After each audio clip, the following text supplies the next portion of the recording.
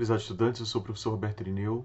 Estamos iniciando uma nova temática, biologia molecular, um tema extremamente importante para a atualidade, uma vez que trabalha com assuntos contemporâneos como análise genômica, produção de organismos transgênicos, entre outros. Nessa temática nós vamos, nesse momento, realizar uma introdução, falando principalmente da caracterização dos ácidos nucleicos.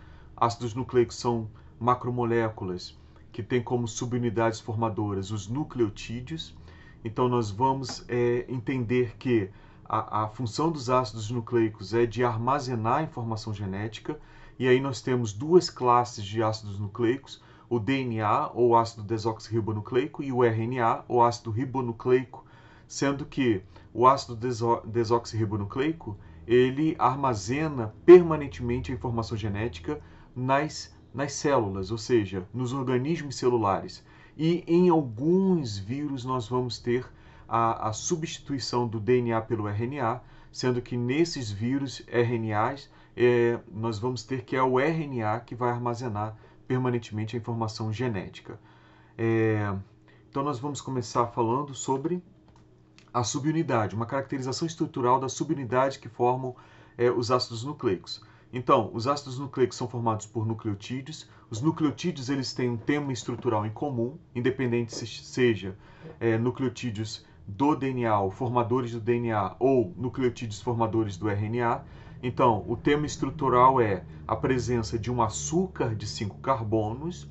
Então, nós temos aqui 1, 2, 3, 4, 5 carbonos, conectados a uma base nitrogenada, a um radical fosfato, e apresentando uma hidroxila, ao menos uma hidroxila no carbono 3.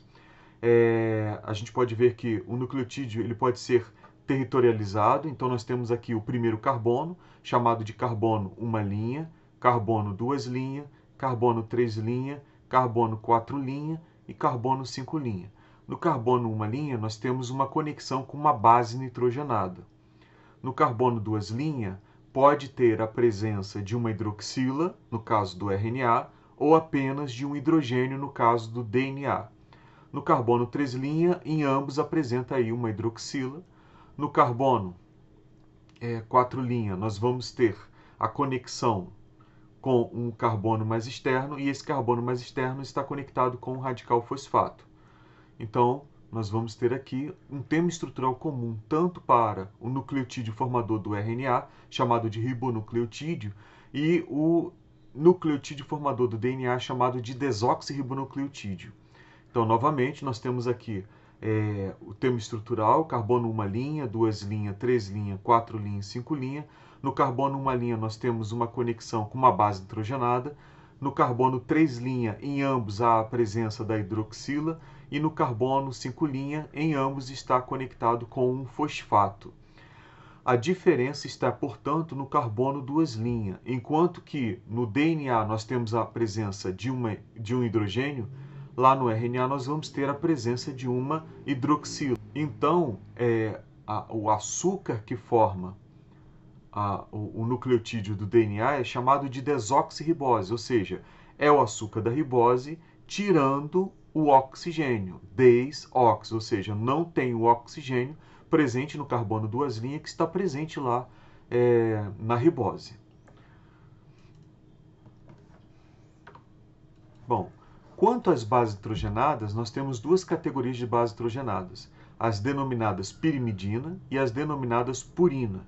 As purinas apresentam dois anéis heterocíclicos. Então, anéis são cadeias de carbonos fechadas. Então, a gente pode ver que são cadeias de carbonos. Em cada vértice há um carbono. E se nós olharmos, esses carbonos estão formando aí uma molécula cíclica, uma molécula fechada. Então, nós temos aqui anéis. No caso das purinas, nós temos dois anéis. E esses anéis são chamados de heterocíclicos porque apresentam um átomo na sua constituição diferente do carbono. Então, embora nós tenhamos aqui carbono formando esse anel, nós temos também a presença de nitrogênio, que é um outro átomo que não o carbono, por isso chamado de heterocíclico. No caso das purinas, nós temos dois anéis heterocíclicos enquanto que nas pirimidinas nós vamos ter apenas a presença de um anel. E dentre as classes, dentre as bases nitrogenadas denominadas de purina, nós vamos ter a adenina e a guanina. A adenina denominada pela letra A, enquanto que a guanina é abreviada pela letra G. Enquanto nas pirimidinas nós vamos ter a citosina, a uracil e a timina, representadas respectivamente pelas letras C, U, T.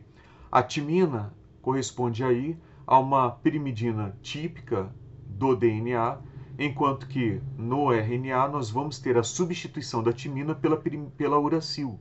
Então a uracil acaba sendo uma das pirimidinas presente no RNA, não estando presente no DNA. Então, resumindo, as bases nitrogenadas, elas podem ser de dois tipos, as purinas e as pirimidinas. As purinas apresentam dois anéis heterocíclicos, enquanto que as pirimidinas apresentam apenas um anel heterocíclico. E nós vamos identificar que, dentre as purinas, nós vamos ter a adenina e a guanina, representado respectivamente pelas letras A e G, enquanto que as pirimidinas elas são do tipo citosina, uracil e timina, representado respectivamente pelas letras C, U e T, sendo que no DNA nós vamos ter a timina, enquanto que no RNA nós vamos ter a uracil. É interessante notar que existe aí uma complementaridade específica entre as bases nitrogenadas, ou seja, as bases nitrogenadas elas se ligam umas às outras de forma preferencial. Então nós vamos ter que a adenina se liga preferencialmente à timina, enquanto que a citosina se liga preferencialmente à guanina. Então nós temos aqui a adenina se ligando com uma timina, enquanto que a guanina se liga com uma citosina. Essa ligação ela ocorre no DNA porque nós estamos falando de timina. Se fosse no RNA, a adenina se ligaria com o uracil. O fato é que a gente pode perceber uma outra observação. A guanina ela faz 3 pontes de hidrogênio com a citosina, enquanto que a adenina faz 2 pontes de hidrogênio com a timina. Então, nós vamos verificar que os ácidos nucleicos eles vão ligar uns aos outros através da especificidade entre os pares de bases. Ou seja, a adenina se liga com a timina, enquanto que a guanina se liga com a citosina. Isso significa dizer o seguinte: se nós tivermos a sequência de bases nitrogenadas em um filamento, nós podemos prever a sequência complementar no outro filamento. Então, se nós tivermos como sequência T, C, A, G, é fácil prever a sequência no outro filamento, que seria A, G, T, C. Então, novamente, nós temos aqui os filamentos, no caso de DNA. O DNA é uma molécula bifilamentar, enquanto que o RNA é uma molécula unifilamentar. Nós estamos vendo aqui uma propriedade do DNA de, quando submetido a altas temperaturas, de separar os seus filamentos. Então, o DNA ele tem essa capacidade de separar esses filamentos fora da célula pelo aumento da temperatura, enquanto que na célula existe uma enzima que faz isso, que é a helicase. A helicase ela vai romper essas pontes de hidrogênio entre as bases nitrogenadas, mas fora da célula, uma forma de separar os filamentos que constituem o DNA é através do aumento da temperatura ou exposição a uma base muito forte. Nesse caso aqui, nós vamos ver a molécula de DNA, ela foi submetida a uma alta temperatura, por exemplo, houve a separação dos filamentos, e aí nós podemos perceber que esses filamentos eles são complementares. Se eu colocar esses filamentos isolados numa solução e abaixar a temperatura, o que eu vou perceber? Nós iremos perceber o seguinte: nós iremos perceber que os filamentos complementares eles voltam a se reassociar ou renaturar, um termo específico. Então, essa complementação específica ela se dá justamente pela capacidade das bases nitrogenadas de se ligarem preferencialmente umas às outras. A adenina se liga com a timina, enquanto que a citosina se liga com a guanina. Os ácidos nucleicos, portanto, eles possuem uma capacidade de autorreplicação. Por quê? Uma vez eu tendo um filamento e com a sequência definida de bases nitrogenadas, a síntese do outro filamento pode ser direcionada pela especificidade dessas bases, do pareamento dessas bases. Então, se nós olharmos aqui, nós temos um filamento, citosina, citosina, citosina, citosina, uracil, citosina, citosina, guanina, citosina. Se trata, portanto, de um filamento de RNA, uma vez que nós temos a presença do uracil. E ali nós podemos ver que estão sendo recrutados ribonucleotídeos, porque as unidades que formam o RNA são ribonucleotídeos complementares àquele especificado por esse filamento, que passa a atuar como molde para a replicação do outro filamento. Então, se nós temos aqui a citosina, vai ser inserido no outro filamento em construção um nucleotídeo que tem como base nitrogenada a guanina. O próximo é citosina, então vai ser associado aqui, vai ser colocado aqui, adicionado, um nucleotídeo que tem ainda como base nitrogenada a guanina, e assim sucessivamente. Ou seja, graças a esse pareamento específico entre as bases nitrogenadas, é possível biosintetizar filamentos complementares àquele que está atuando como molde. Isso se chama autoduplicação. Então, para o surgimento da vida, houve a necessidade do advento de duas estruturas importantes. A primeira é o ácido nucleico. Essas moléculas elas têm uma propriedade informacional, elas são moléculas informacionais, são moléculas que armazenam a informação genética, no sentido de que a sequência de bases nitrogenadas orienta a síntese do novo filamento. Com isso podem ser produzidas cópias daquele filamento que está atuando como molde.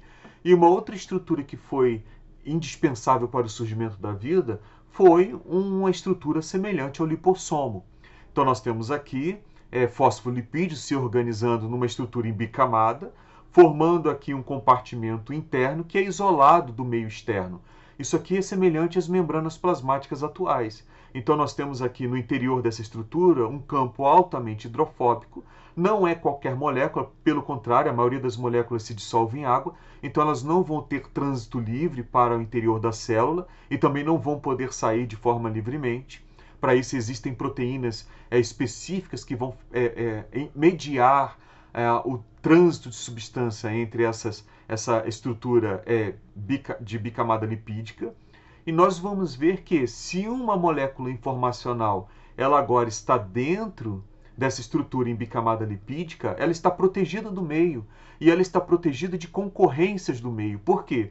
Esses filamentos livres no meio ambiente, eles vão concorrer por nucleotídeos. Então existem nucleotídeos no meio ambiente, mas os filamentos eles vão competir para a sua autoduplicação. Agora, quando eu tenho um filamento internalizado numa estrutura em bicamada lipídica, ele está protegido dos seus concorrentes, as enzimas que promovem a sua autoduplicação também não vão ser compartilhadas com os seus concorrentes. Então, duas estruturas foram importantes para o surgimento da vida.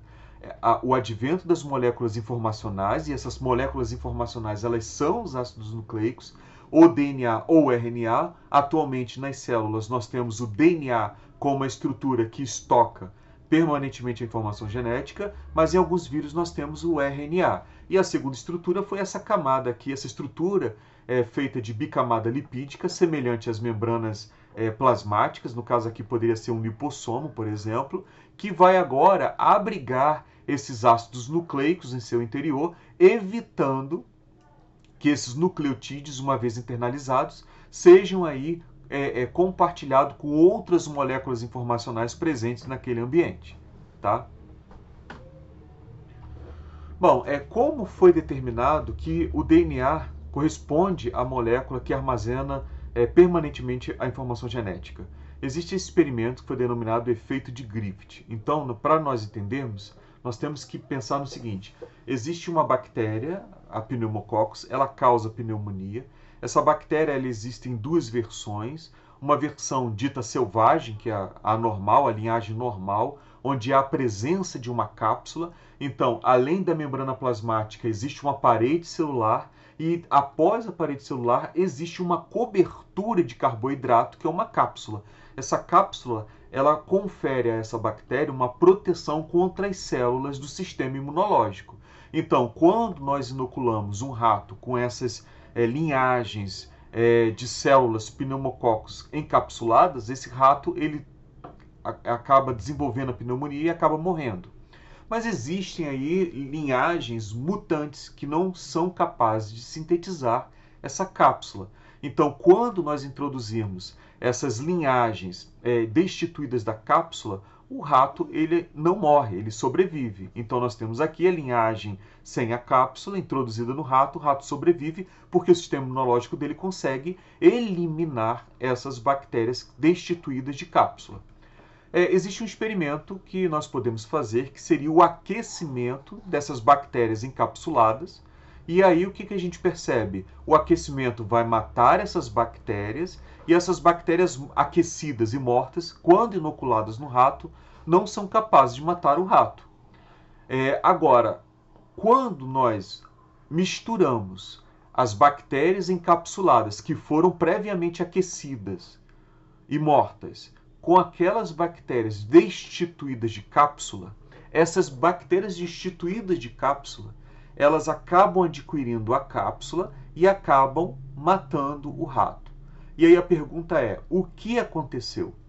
Qual foi a macromolécula presente na bactéria encapsulada que conferiu aí a capacidade dessas bactérias que não têm a cápsula de desenvolverem a cápsula quando misturadas com aquelas bactérias encapsuladas que foram aquecidas e eliminadas ou mortas pelo aquecimento. Então esse é o efeito de Griffith, que corresponde, na verdade, à transformação de uma bactéria destituída de cápsula por uma capaz de sintetizar a cápsula. Bom, então existe aí um avanço dos experimentos, existe aí os experimentos onde nós conseguimos isolar as macromoléculas que compõem essa bactéria causadora da pneumonia. Então nós podemos perceber, por exemplo, que a cápsula é formada de carboidrato. Nós vamos ver que a membrana plasmática é formada de lipídio, existem proteínas e existem os ácidos nucleicos. Ou seja, os experimentos posteriores, eles faziam isso. Eles pegavam os componentes macromoleculares da bactéria encapsulada, isolava esses componentes, essas macromoléculas, então o extrato de carboidrato, o extrato de proteína, o extrato de ácido nucleico, e misturava com aquelas bactérias destituídas de cápsula. E qual seria a macromolécula capaz de transformar aquelas bactérias que inicialmente não conseguiam produzir cápsula em bactérias capsuladas? Então nós vamos ver o seguinte: toda vez que nós pegamos aqui as bactérias virulentas e introduzimos no rato, o rato morre. Quando nós pegamos as bactérias destituídas de cápsulas e inoculamos no rato, o rato sobrevive. Agora, quando nós pegamos as bactérias virulentas e aquecemos e introduzimos no rato, o rato sobrevive. Quando nós pegamos a bactéria destituída de cápsula e misturamos com aquelas bactérias encapsuladas previamente aquecidas, nós vamos ver que o rato ele morre. Ou seja, existe algum componente, algum fator liberado por essas bactérias que foram previamente aquecidas, encapsuladas, que transformaram aquelas incapazes de produzir a cápsula. Quando nós pegamos o DNA das bactérias capsuladas que foram previamente aquecidas e mortas e misturamos com aquelas bactérias avirulentas que não são capazes de produzir cápsula, o DNA é capaz de transformar essas bactérias inicialmente destituídas de cápsula em bactérias virulentas, portanto capazes de produzir a cápsula, escapar do sistema imunológico e eliminar esse rato. Então esse primeiro experimento aqui, ele foi um experimento que demonstrou que o DNA era a macromolécula capaz de transformar as bactérias avirulentas em virulentas e, portanto, o DNA é um grande candidato em termos de macromolécula que armazena a informação genética. Mas o DNA é uma macromolécula muito monótona, porque ele é constituído basicamente de 4 subunidades. E essas subunidades elas só vão ser diversificadas através da base nitrogenada.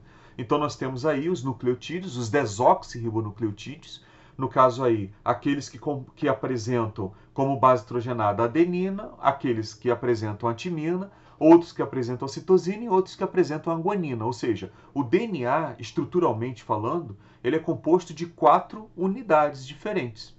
Então, a sequência do DNA ela é monótona quando comparado com as proteínas. As proteínas elas são versáteis funcionalmente e elas são versáteis estruturalmente. Por quê? As proteínas são formadas por 20 aminoácidos diferentes e cada proteína vai ser diferente pela sequência desses aminoácidos. Então, um grande candidato a armazenar a informação genética até então eram as proteínas. E os cientistas, apesar dos experimentos de Oswald e os seus colegas demonstrarem que era o extrato contendo DNA das bactérias capsuladas capazes de transformar as bactérias destituídas de cápsula, ele não foi aceito na comunidade científica. Eles viram isso de forma muito cética. Então, o que aconteceu? Foram feitos experimentos posteriores na tentativa de demonstrar que seriam as proteínas e não o DNA capaz de armazenar a informação genética. Entretanto, hoje se sabe que é o DNA que armazena permanentemente a informação genética. Nós temos um outro experimento que vai demonstrar que é o DNA. Para nós entendermos esse experimento, nós vamos ter que analisar a estrutura do bacteriófago. O bacteriófago é um vírus que infecta a bactéria.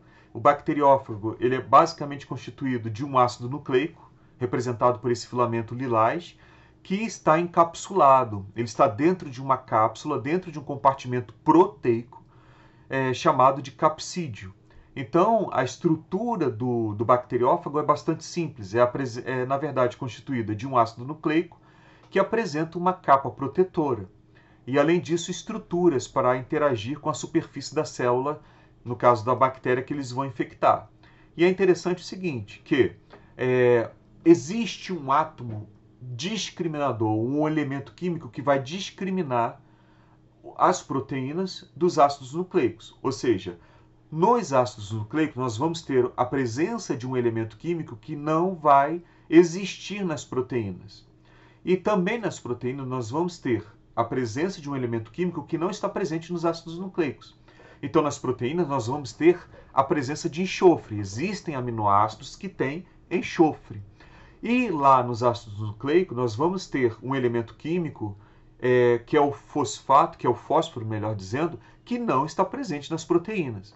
Então, se o enxofre for marcado radioativamente e o fosfato for marcado radioativamente, há aí uma possibilidade de prever qual a macromolécula que está sendo responsável pela transmissão das características genéticas. Como assim? Vamos lá.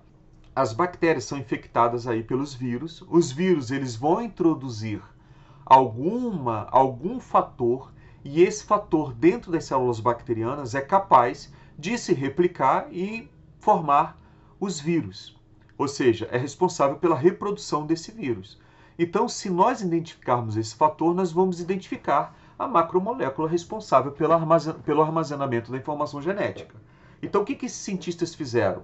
Eles cultivaram as bactérias e os bacteriófagos em um meio de cultura onde o enxofre estava marcado radioativamente.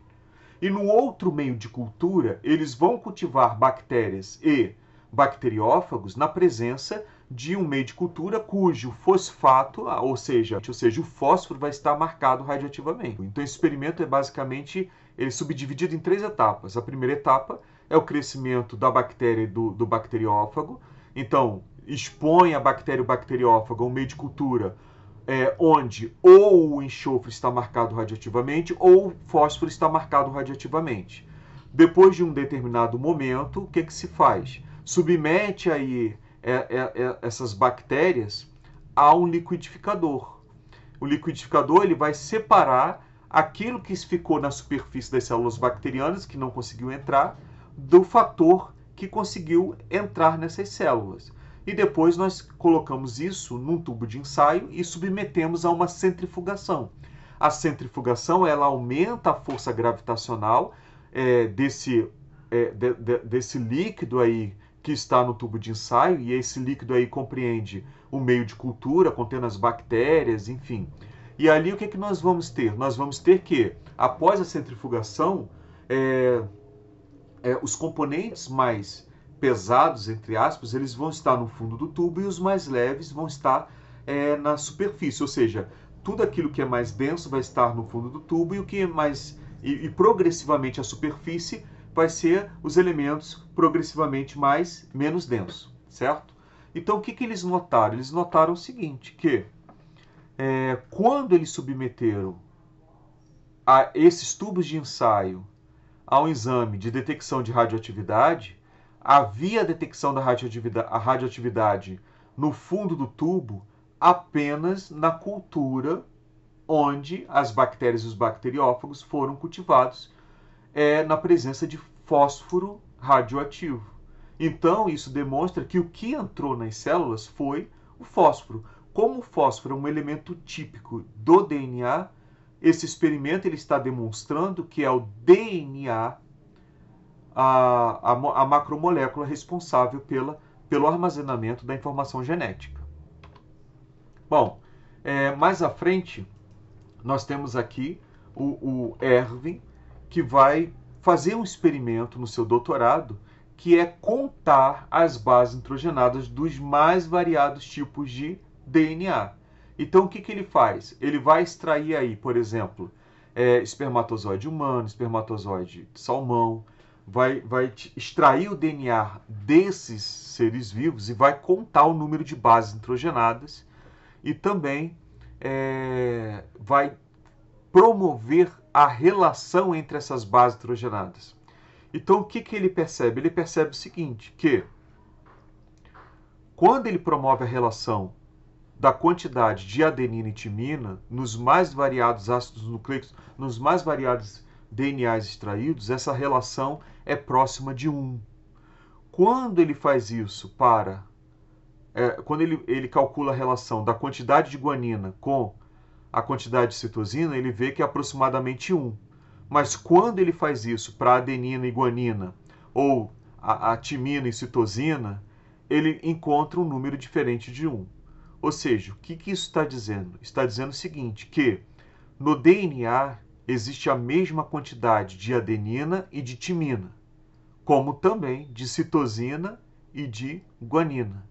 Esse foi o primeiro indício do pareamento específico das bases nitrogenadas, ou seja, a adenina ela está na mesma quantidade que a timina, porque onde tem adenina, no outro filamento vai ter obrigatoriamente a timina, pelo pareamento específico das bases. Enquanto que a guanina vai estar no mesmo número, na mesma quantidade que a citosina, porque quando nós temos num filamento a guanina, no outro obrigatoriamente naquela posição vai ter a citosina. Então, esses experimentos eles vão demonstrar que há uma relação próxima de 1, ou seja, de quantidades equivalentes, da adenina com a timina e da guanina com a citosina. O Watson Crick, eles vão resolver a estrutura do DNA, fisicamente falando, por experimentos de cristalografia de raio-x.